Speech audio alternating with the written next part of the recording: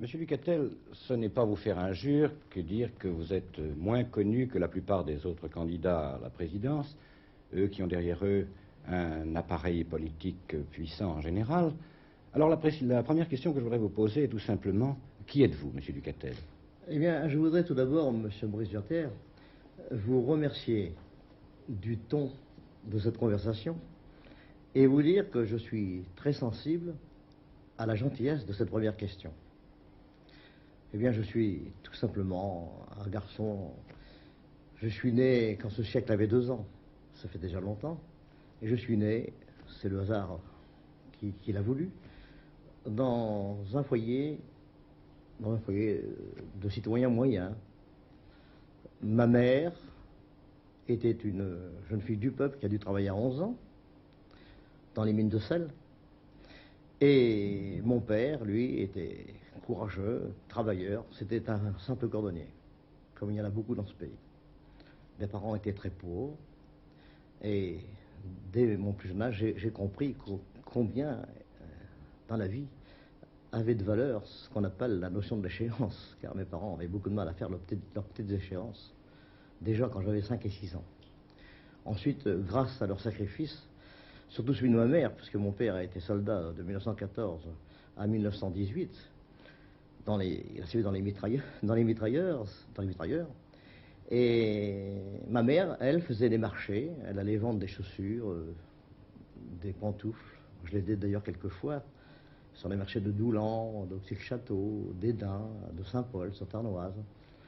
Et grâce aux petits profits qu'elle faisait dans cet exercice d'une profession qu'elle a faite pendant que mon père était à la guerre, il fallait bien qu'elle nourrisse ses enfants, eh bien, je crois que ma mère a montré des qualités commerciales certaines, et ça m'a fait du bien, au fond, de connaître cette misère, car j'ai tout de suite voulu protester contre la misère qui est très grande et que l'on sent dès qu'on est jeune, lorsque les parents sont aussi pauvres. Et grâce à ces sacrifices, j'ai réussi à faire mes études par correspondance, car les collèges de chez moi étaient fermés, attendu que les Allemands sont venus jusqu'à Frévent, en 1914.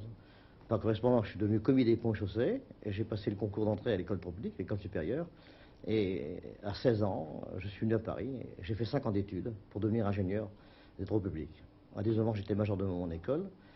C'est presque un pari que j'ai réussi, attendu que ça paraissait aussi impossible. C'est un peu comme aujourd'hui. Mes camarades avaient fait la guerre, ils sont revenus après la guerre en 18-19, ils avaient préparé Centrale, Polytechnique, les grandes écoles. Moi, j'avais tout simplement suivi mes cours. Je n'ai pas fait la guerre parce que j'avais 16 ans en 1918. Et j'ai dû me battre contre ces grands qui avaient des personnalités, des décorations, qui étaient officiers. Et j'ai réussi à garder ma place de major pendant 5 ans de mes études à l'école des travaux publics. C'était aussi une sorte de pari. Et puis alors ensuite, j'ai travaillé pendant 1 année, j'ai fait des immenses projets, l'alimentation en eau de Paris par la Voulzy, l'adduction des eaux, de l'eau pure pour alimenter les Parisiens. C'est un projet qui a été fait tout de suite et qui marche encore. Seulement, ça m'a fait perdre, comme j'étais un an civil entre ma sortie de l'école et également mon service militaire, je n'ai pas pu profiter de ma PMS, c'est-à-dire la préparation militaire supérieure, qui aurait dû faire de moi un officier de génie, et je suis devenu tout simplement un soldat d'infanterie en 1922. Je suis donc parti à Duresne. C'était à ce moment-là, c'était le 89e d'infanterie. Non, c'était pas ça. C'est un autre régiment, ça n'a pas d'importance au fond. Et j'étais simple soldat. Je suis devenu caporal après avoir fait la PME, et je suis devenu alors finalement EER, puis sous-lieutenant, très vite au bout d'un an de service. Et ensuite, je suis devenu capitaine de réserve, et en 1939, j'ai été mobilisé comme capitaine d'infanterie au 1er d'infanterie à Cambrai. Alors, ça s'est passé très simplement. Alors j'ai remplacé un capitaine d'active, et moi, officier de réserve, j'ai commandé une compagnie d'active. Mais déjà à ce moment-là, vous ne travailliez plus pour les autres, vous aviez créé votre propre entreprise. À ce moment-là, j'avais déjà créé mon entreprise. Alors c'est une autre période de ma vie qu'on pourrait évoquer, ce serait peut-être trop long, je ne voudrais pas parler trop de moi, parce que ça fait mauvais effet que de parler de soi. Parlons un peu de ce que vous avez fait pendant la guerre, si vous voulez. Eh bien, pendant la guerre, c'est très simple. Nous sommes partis alors dans l'Est, et puis alors, nous avons entendu l'arme au pied. Nous avons failli partir en Norvège, ça ne s'est pas passé. Et finalement, nous sommes partis le 10 mai, et vous savez dans quelles conditions, en Belgique, pour attendre les Allemands. Alors nous avons fait la guerre, mais moi, j'ai pas eu de chance. Je suis parti le 13 mai, et j'étais blessé avant d'arriver en Belgique. Alors, j'étais évacué à Valenciennes, j'étais blessé gravement. J'ai pris le train sanitaire pour aller à Bagnoles de l'Ordre. C'est le dernier train sanitaire qui a pu passer, je crois, pour se sortir des griffes des Allemands, ou plutôt des nazis. Parce que je tiens à employer tout de suite le mot nazi, parce que moi, les Allemands, je les aime beaucoup. D'ailleurs, maintenant, à cette époque-là, c'était pas pareil, il faut reconnaître. Bon, et pendant l'occupation de la France, qu'est-ce que vous avez fait? Oui, alors je voudrais finir quand même, si vous permettez, sur la première question. J'ai donc été blessé, comme vous voyez, de là à là. C'était assez gravement blessé et j'ai été réparé par un bon chirurgien. Et vous voyez, quand on me regarde, qu'on a fait beaucoup de progrès en chirurgie esthétique. Et alors, dans la résistance, il a d'abord fallu que je revienne faire la guerre parce que j'avais une permission de convalescence. Mais moi, je suis un grand Français, un patriote, je ne voulais pas, pendant que mes camarades étaient allés en Angleterre et revenus en France, je ne voulais pas, moi, m'exclure du combat, bien que j'avais une permission de convalescence de 1 mois. J'ai retrouvé mon régiment et j'ai fait la guerre contre la division romaine à cette époque-là. C'était très dur. Jusqu'à la fin, j'ai réussi à libérer tous mes hommes. Ils n'ont pas été prisonniers. Et moi, j'étais prisonnier en revenant à Paris, parce que je voulais venir voir ce qui se passait à Paris. Et malheureusement, j'étais arrêté sur le pont de Caen par des Allemands qui m'ont demandé mes papiers et qui m'ont fait prisonnier après l'armistice, purement et simplement. Alors, je me suis évadé. C'était assez facile à cette époque-là de s'évader. Pour moi, ça aurait été facile. Et je me suis évadé que lorsque j'étais dans le train qui m'emmenait en Haute-Silésie à Lauflag-Aschwitz. J'ai évité 50 captivités. Je trouve que ça valait la peine de s'évader. J'ai risqué ma vie, naturellement, mais je suis très content. Dans la résistance, je me suis battu, j'ai fait du renseignement. Et mon combat principal a été le combat contre le char allemand qui pèse 63 tonnes, qu'avec mes camarades, FTP et autres, nous avons réussi à immobiliser avec un petit canon de 20 mm que nous avions pris la veille aux Allemands. Je trouve que c'est un fait d'armes bien, on en a beaucoup parlé d'ailleurs. Ça, c'était en 1944. Alors après ça, vous avez terminé la guerre? Ah oui, alors j'ai été remobilisé en décembre 1944 et je suis parti faire la guerre avec la première armée jusqu'en 1945, où j'étais démobilisé en juillet 1945. Et depuis la guerre, depuis la fin de la guerre? Eh bien alors, j'ai eu des difficultés parce que vous comprenez qu'à ce moment-là, tous ceux qui avaient travaillé pendant la guerre et qui étaient riches, qui avaient du matériel et tout, alors que moi je n'avais rien, presque rien, j'avais débuté avec 50 000 francs d'anciens francs en 1939, alors forcément, après une guerre aussi longue, je n'avais plus de ressources, j'ai donc dû repartir à zéro, mais j'avais quand même quelques références. C'était déjà mieux qu'en 1939, alors que je n'avais rien avec moi, j'avais personne avec moi, j'étais seul, sans référence. Je faisais tout seul dans ma chambre. J'étais comptable, je faisais tout, j'étais commerçant, je faisais ma propagande, je faisais ma publicité commerciale, je dirigeais mes chantiers, j'étais chef de chantier, je faisais tout et c'était très dur évidemment d'avoir le premier chantier. Et puis voilà, ça s'est passé comme ça, et ça a passé très vite, la vie ça passe très vite. Moi je pense qu'aujourd'hui j'ai encore 18 ans, j'ai toujours lutté dans ma vie et je trouve qu'aujourd'hui encore je devais être dans cette lutte, ou alors j'aurais été déconsidéré vis-à-vis de moi-même et ça aurait été très grave pour moi, parce que je suis l'homme des défis, mais je suis l'homme qui tient sa parole, et qui tient surtout à être propre envers lui-même, et qui voudrait bien rendre service au pays. Monsieur Ducatel, je crois qu'il est temps de parler un peu de votre programme. Jusqu'ici, vous avez été précis surtout en parlant de vos bêtes noires, les excès de la technocratie, les excès de l'administration, les excès de la fiscalité. Dans le sens positif, comment pensez-vous que vous pourriez agir sur les structures économiques de la France? Eh bien, monsieur Maurice Werther, c'est très facile de vous répondre. Mon Trust et moi, nous avons longtemps cherché un slogan que nous pourrions proposer non pas seulement aux Français, mais à tous les peuples du monde. Et nous nous sommes mis d'accord sur 4 mots. Premièrement, entreprendre. Ça veut dire rendre le goût de l'entreprise à tous les Français qui l'ont perdu. Deuxièmement, investir. Car sans investissement, rien n'est possible. Troisièmement, produire. Pour pouvoir concurrencer les autres, il faut être évidemment à même de produire à bon marché, pour être concurrentiel. Et quatrièmement, libérer. Libérer, qu'est-ce que vous entendez par libérer? Eh bien, quand je parle de libérer, je veux dire qu'il faut libérer tous ces travailleurs de charges fiscales qu'ils payent eux-mêmes, finalement, sans que les politiciens soient rendus compte de leurs erreurs. Car un ouvrier ne touche en réalité que 40% environ de son salaire total. Et je vous en ferai la preuve un jour, si vous le voulez, avec des abacs précises contre lesquelles les technocrates ne pourront s'élever. c'est certain, il faut libérer les PME de toutes les tracasseries qu'on leur impose. Comment peut-on imaginer de transformer en collecteurs d'impôts 7 millions de braves gens dans quelque temps, si on laisse faire les technocrates, si on laisse faire ces messieurs qui jusqu'à maintenant gouvernent la France, tous, ceux d'hier et ceux d'avant-hier, un épicier de village devra sortir des sciences, de l'école des sciences politiques et économiques. Il faut donc que ça cesse. Et puisqu'on parle des PME, je pourrais dire également qu'il faut absolument supprimer la TVA pour ramener le nombre de collecteurs d'impôts de 8 millions à environ 1,5 million ou 2 millions si on se bornait à appliquer la taxe sur les producteurs, c'est-à-dire à la production. Les PME paieraient leurs impôts en achetant leurs produits. Ça serait beaucoup plus simple. Ce qu'il faut, c'est être suffisamment intelligent et des hommes simples arriveraient. Les problèmes que n'ont pas su résoudre les technocrates. N'oubliez jamais que le seul alibi des technocrates, c'est justement la complexité, parce que s'il n'y avait plus de complexité, il n'y aurait plus raison d'avoir des technocrates. Autant il en faut des centaines, autant il faut en renvoyer dans d'autres branches de l'industrie ou ailleurs des milliers. Il faudrait en faire des techniciens, car j'ai attaqué les technocrates, mais je n'ai jamais attaqué aucun technicien. Il faut des techniciens, beaucoup, et même nous en manquons d'une façon très conséquente. Dans ces conditions, libérer, c'est ça que ça veut dire. Il faut les libérer des tracasseries. Le contrôle fiscal devrait se faire tout seul. D'ailleurs, le jour où tout sera redevenu raisonnable, les gens reprendront le goût d'entreprendre et par conséquent, ils seront heureux de vivre. Et les conséquences des mesures simples que je propose peuvent être considérables.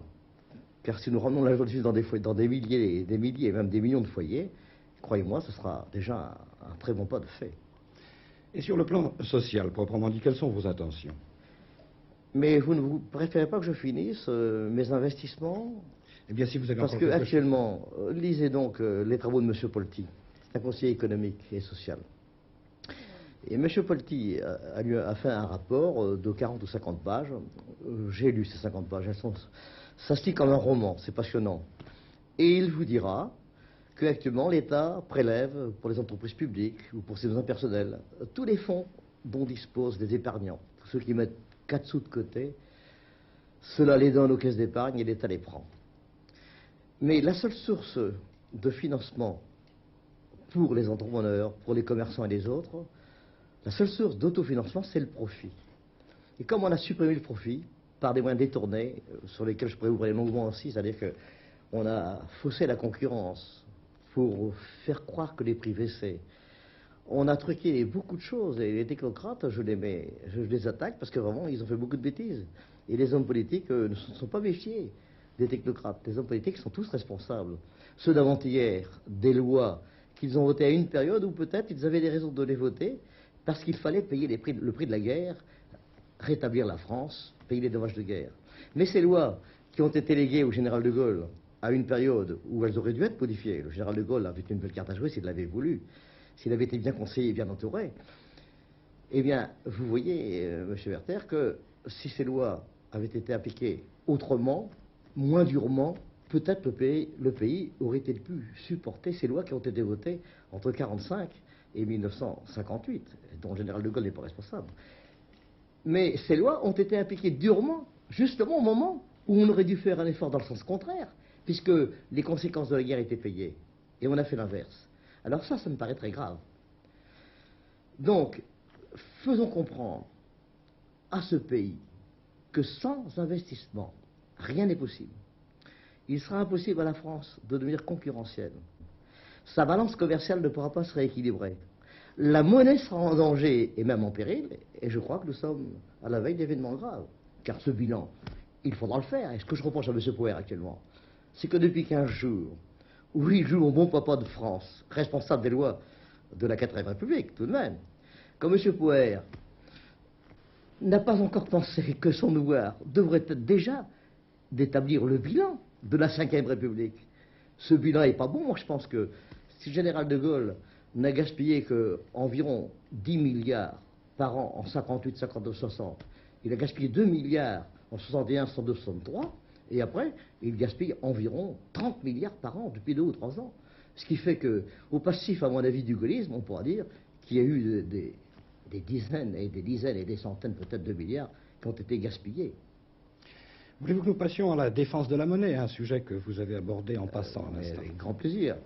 La monnaie est en péril, c'est normal. Quand on a gaspillé autant de dizaines de milliards, ce qui m'étonne, c'est que l'effondrement n'a pas eu lieu. Il n'a pas eu lieu parce que les pays étrangers nous ont soutenus. Nous avons bénéficié d'une coopération internationale remarquable. Et moi, je rends hommage au Fonds monétaire international, aux Américains, aux Allemands, qui nous ont soutenus vraiment et qui ont évité l'effondrement de la monnaie. Mais moi, j'aurais trouvé normal que la monnaie s'effondre. Elle ne s'effondrera pas si nous faisons ce qu'il faut faire. Les hommes comme moi, qui ont tout subi, qui ont tout connu, peuvent réparer les dégâts faits par les politiciens. Mais actuellement, si on continue à prendre les mêmes pour recommencer, il n'y aura aucun progrès. Et quand j'attaque tous les partis politiques, c'est parce que je considère d'ailleurs qu'un politicien ne peut rien faire s'il est élu. Que vous mettiez M. Pompidou demain président de la République, ou M. Poher, ou M. Defer, ou M. Duclos, ils ne pourront rien faire. Parce qu'ils ont des masques sur leur visage. Ils représentent qui? Ils représentent quoi? Et est-ce que vous croyez que même s'ils avaient mes idées, puisqu'ils reprennent tous mes idées, vous avez vu que M. Poher hier disait des économies draconiennes. Si vous étiez là le jour où je suis descendu du Conseil constitutionnel le 13 mai, j'ai fait une déclaration à la presse. On a dit que j'étais petit, alors je fais 1m72 de hauteur. Eh bien j'ai dit ce jour-là, il faudra faire des économies draconiennes. Quelles économies? Quelles économies? Voilà, l'État d'abord doit donner l'exemple. Supprimer 30% au moins du budget de grandeur de la présidence de la République, en demandant aux parlementaires, en demandant aux députés et sénateurs de faire eux aussi un effort, en acceptant par exemple une réduction de 10% de leur budget à eux-mêmes, en supprimant certains voyages inutiles, en supprimant certains frais de déplacement, en supprimant des constructions de bureaux inutiles. Un député n'a pas besoin d'avoir un bureau à Paris. Moi j'étais secrétaire d'un député, on s'en sortait très bien sans avoir un bureau près de la Chambre des députés. C'est un gaspillage encore et honté que l'on prépare, contre lequel je suis. On peut tout de même aussi faire des économies sur les budgets de l'État de tous ordres, dans tous les ministères. On peut au moins supprimer tous les services qui font double ou triple emploi. Vous ne me direz quand même pas qu'il faut garder des contrôleurs de l'application des lois sociales dans l'agriculture. C'est ridicule, mais il y a des milliers de services comme cela. Il y a donc une question de mise à la retraite de certains fonctionnaires, en commençant d'ailleurs par les technocrates inutiles et qui encombrent vraiment la vie de ce pays. C'est encore une économie. Puis ensuite, les autres économies, je les fais. Hier, on m'a posé la question, lors de mon grand examen, celui que j'ai passé à RTL, devant le grand jury, on m'a posé la question de savoir si j'étais contre la recherche scientifique. J'ai dit non. Dans mon entreprise, j'ai aussi un service de recherche scientifique. Et je suis en train d'étudier le moyen de transporter du gaz liquide dans des canalisations. C'est très compliqué, c'est très difficile, mais c'est normal. Un pays qui n'a pas de recherche scientifique n'est pas un pays digne d'être un État moderne. Donc nous continuerons ça. Mais la bombe atomique. Autant je serais d'accord pour faire une politique de bombe atomique à l'équivalence de celle des Américains et de celle des Russes, autant je suis contre une bombinette qui ne représente rien, qui nous ridiculise et qui est comme un paratonnerre qui attire la foudre. Moi, je voudrais me protéger du parapluie anti-atomique, celui que me donneraient les Américains et les Russes. Car vous le savez, moi je suis pour la solidarité de tous les peuples, pour l'amitié internationale, pour la sécurité collective. C'est bien logique. D'autres économies, autant je suis d'accord pour aider les peuples à se développer, à acheter leurs produits. Autant je comprends que notre devoir à nous, Européens et grands pays du monde, de les aider à s'organiser, à vivre. Je pense que cela doit se faire sur le plan des États-Unis et fédérés d'Europe que je crée d'une part, et d'autre part sur le plan mondial. Mais moi je vous dis sincèrement, monsieur Maurice Werther, que je ferai toujours passer la Corrèze avant le Zambèze dans cette histoire d'Indo-pays sous-développé, et que je ne donnerai aucun crédit pour permettre à des potentats africains d'en faire leur profit. Moi j'ai eu un exemple récent, je vous le dis, je suis allé chez un commerçant de Cannes, il m'a dit qu'il avait vu un jeune ministre de 24 ou 25 ans, un technocrate d'un pays noir, je ne dirais pas lequel, venir commander une salle à manger, un salon, des choses qui coûtaient plusieurs millions, et un avion attendait tous ces meubles à Nice, et un avion spécial a été affrété pour transporter ces meubles de Nice jusqu'à son pays, où il voulait s'organiser, parce que depuis quelques jours, il était ministre de l'Éducation nationale. Ce sont des scandales que je ne tolérerai pas, parce que ça c'est payé par nous, je ne suis pas d'accord. Parmi les sujets qui vous tiennent à cœur, il y a l'amnistie fiscale et parafiscale pour les commerçants et pour les PME. Qu'est-ce que vous entendez par là? Eh bien, il faut bien comprendre que les lois technocratiques sont très dures, que dans ces conditions, malgré la bonne volonté des fonctionnaires, auxquels d'ailleurs je dois rendre hommage, car eux, leur métier c'est d'appliquer les lois, et ils n'en sont pas responsables. Certains PME et artisans et indépendants, ouvriers indépendants, ont beaucoup souffert et on mérite des circonstances atténuantes pour certaines fautes qu'ils ont commises. Et c'est pourquoi je pense pouvoir proposer pour eux l'amnistie des délits commis en ce qui concerne aussi bien la fiscalité que la parafiscalité. Je pense que ça s'impose en tenant compte de tout cela. Vous parlez aussi des retraites pour tous les travailleurs, y compris les fonctionnaires. Comment les concevez-vous? Eh bien, comme je vous l'ai déjà dit tout à l'heure, si l'on voulait bien automatiser la sécurité sociale, en réduisant, si l'on peut dire, ou en remplaçant les cotisations de sécurité sociale vieillesse, en fiscalisant, c'est-à-dire en faisant payer par les patrons cette retraite vieillesse, qui serait calculée d'ailleurs sur le salaire reçu aussi bien par les fonctionnaires que par tous les travailleurs, même travailleurs indépendants ou même commerçants, puisque maintenant tout le monde est à la sécurité sociale. On pourrait donc automatiser cette sécurité sociale, et alors on pourrait diminuer, à mon avis, ou plutôt mettre à la retraite les gens un peu plus tôt, et aussi leur donner une retraite plus importante, parce qu'on pourrait faire une économie de beaucoup de fonctionnaires qui sont actuellement occupés à tenir des fiches inutiles. Autant ces fiches étaient utiles quand la loi de SS a été faite, proposée par M. Larocque, autant maintenant elle est inutile, en tenant compte que tous les Français doivent bénéficier de la sécurité sociale, car un grand pays doit donner à chacun le moyen de vivre, surtout quand il est vieux. Il mérite le secours de l'État, surtout quand il n'a pas de revenus et qu'il n'a pas de moyens. Et par conséquent, je pense qu'il faudrait dire que dès l'année prochaine, on devrait donner comme retraite à tous au moins 80% du SMIC. Maintenant, un reproche qu'on vous fait, M. Duquestel. On dit que vous êtes un homme seul. Oui, on l'a dit il y a quelques jours. En effet, mon état-major a organisé des sondages. Tout le monde me connaît. C'est déjà bien. 100% de personnes me connaissent à Paris. Ils me faisaient 3 reproches. Les 2 premiers, j'y ai répondu tout à l'heure. Et ils comprendront que j'ai répondu à leurs questions. La seule qui reste, c'est celle-là. Mais M. Duquestel est un homme seul. C'est une erreur. Grâce à vous, grâce à la télévision et à la radio, j'ai eu une audience dans ce pays. Je suis fier de l'avoir mérité. Et j'ai reçu des milliers de lettres. Je n'ai reçu que 2 lettres d'insultes. C'est pas beaucoup sur des milliers de lettres. Donc je ne suis plus seul, d'autant plus que j'ai un brain trust qui réunit les plus éminentes personnalités. Et en plus, j'ai des amis politiques dans tous les partis qui eux-mêmes comprennent bien que le jour voulu, ils seront près de moi. Je connais mon président du Conseil. Mon gouvernement comprendra des hautes personnalités de tout genre, si on peut dire, de toutes spécialités, les meilleurs, les plus compétents. Et j'aurai un ministère qui sera tel que tous les Français alors se rallieront en moi dans le but de réconcilier et d'unir tous les Français, dans leur intérêt propre et dans l'intérêt de la France.